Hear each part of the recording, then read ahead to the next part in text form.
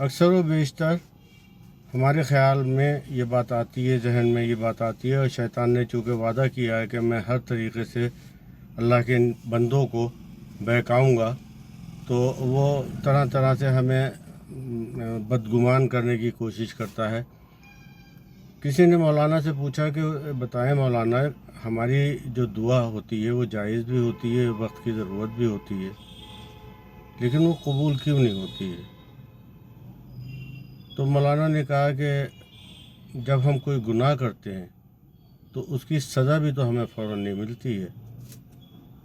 یہ تو ہوئی ایک بات۔ دوسری لاجک یہ ہے جو زیادہ بہتر بات سمجھ میں آئے گی کہ جس طرح بچہ نمونیا کے بخار میں آئس کریم کی ضد کرتا ہے اور ماں باپ ہی یہ سمجھتے ہیں کہ یہ آئس کریم اس کو دینا مضر ہے یا مفید ہے، اسی طرح اللہ تعالیٰ بھی ہماری وہ دعائیں تقریباً فوراً ہی قبول کر لیتے ہیں یا بہت کم ٹائم کے بعد میں قبول کر لیتے ہیں، اور ہمارا رزلٹ سامنے آ جاتا ہے۔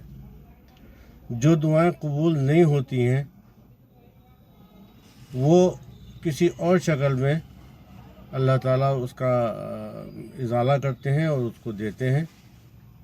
بہت سی صورتیں ہوتی ہیں، میری زندگی میں بھی بہت سے واقعات ایسے ہوئے کہ میری ضرورتیں جائز تھیں، ٹھیک تھیں، قبول نہیں ہو سکیں، لیکن اس عمر میں آن کے میں اللہ تعالیٰ کا شکر گزار ہوتا ہوں کہ اے اللہ، اگر تو نے میری اس وقت کی دعا قبول کر لی ہوتی تو نہ جانے میں آج کس حال میں ہوتا بھی یا نہیں ہوتا۔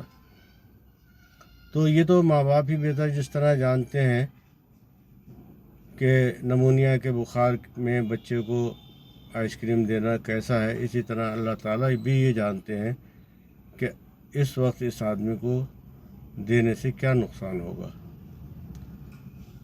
تو ہمیں بھی اللہ تعالیٰ اور خاص طور سے مجھے، آپ کو، ہم سب کو صبر کرنے کی توفیق عطا فرمائے، اور اللہ تعالیٰ کی وحدانیت پہ شک کرنے کی رتی برابر بھی گنجائش نہیں ہونا چاہیے۔